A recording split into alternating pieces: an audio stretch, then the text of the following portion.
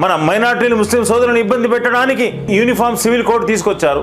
అదే మన మొత్తం మైనార్టీ సోదరులకు తెలుసు. ఇది అనవసరంగా మన మీద రుద్దడానికే. దీనివల్ల ఎన్నో ఇబ్బందులు వస్తాయి. దీనివల్ల మైనార్టీల యొక్క మన ఎన్నో ప్రాబ్లమ్స్ వస్తాయని తెలుసుకున్నారు మన జగనన్న. ఇమీడియట్గా మీటింగ్ పెట్టాడు జగనన్న. మీటింగ్ పెట్టేసి మొన్న స్టేట్లో ఉండే మెయిన్ ముఖ్యమైన మత పెద్దలను పిలిపించారు, మీటింగ్ పెట్టించారు. ఆ మీటింగ్ స్టార్ట్ కాకముందే జగనన్న ఒక మాట అన్నారు. మేమేదో మత పెద్దలు, నేను కూడా ఉన్నాను, ఏదో మేము మాట్లాడుతుంటే మీరు ఆగండి అని చెప్పి హిందీలో ఉర్దూలో మాట్లాడుతున్నాడు. అరే సారే ఉలమాకు మేరా సలాం హే, सारे उलमा को मेरा सलाम है, ये वैएसआर पार्टी ये माइनॉरिटी की पार्टी है, आप नको भूलिए, आपके ऊपर मैं जुल्म नहीं करूंगा, मैं आपके साथ वैएसआर सीपी पार्टी खड़े रहेगी बोल के इतना अच्छा बोले. ఇంత బాగా చెప్పాడు మన జగనన్న అని చెప్పి మీకంతా తెలుపుకుంటాడు. ఏమని చెప్పాడు? ఈ యొక్క YSR CP party minority party, మీరేం చింతించకండి, మీకు నష్టం జరిగితే నాకు నష్టం జరుగుతుందని చెప్పిన ఏకైక నాయకుడు మన జగనన్న కాదా అని చెప్పి మీకంతా తెలుపుకుంటా ఉంటాం.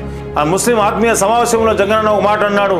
మా నాన్న ఒక అడుగు ముందుకేస్తే నేను 2 అడుగులు ముందుకేస్తానని చెప్పిన ఏకైక నాయకుడు ముస్లిం పచ్చపాతి ఎవరంటే అది జగనన్న అని చెప్పి మీకంతా తెలుపుకుంటున్నాడు. ముఖ్యంగా మీరంతా ఒక మాట గమనించాలి. ఇక్కడ ముస్లిం పచ్చపాతి ఎవరంటే జగనన్నే, అది మనకంతా తెలుసు. వైఎస్ఆర్ సిపి పార్టీ అంటే మైనారిటీకి అనుకూలమైన పార్టీ అని చెప్పి తెలుసుకుని ఈ ప్రతిపక్షాలన్నీ ఏకమవుతూ ఉన్నాయి, ఏకమయ్యి బురద చల్లుతూ ఉన్నాయి. కాబట్టి మొత్తం మైనారిటీ సోదరులంతా గమనించాలని చెప్పి మిమ్మల్ని కోరుకుంటా ఉన్నా. ఎందుకంటే ముందు నుంచి ఈ ప్రభుత్వం మైనారిటీల పచ్చపాతే. జగనన్న ఒకే మాట అన్నారు, సార్ నాకు సంబంధం లేదు, నా రాష్ట్రం యొక్క ప్రయోజనాలే నాకు ముఖ్యము, నా రాష్ట్రం గురించి నేను ఆర్నిచలు ఆలోచిస్తున్నాను, నా రాష్ట్రం గురించి నేను మాట్లాడతానని చెప్పి నిశ్చయంగా నిర్భయంగా చెప్పిన నాయకుడు ఎవరంటే మన జగనన్న కాదా అని చెప్పి మీకు అంతా తెలుపుకుంటాను. కాబట్టి ముస్లిం సోదరులకు, ఉలమాలకు, మత పెద్దలకు, మా ముస్లిం యొక్క అక్క చెల్లెళ్ళకు మీకంతా నేను ఒకే ఒక సందేశం తెలుసుకున్నాను.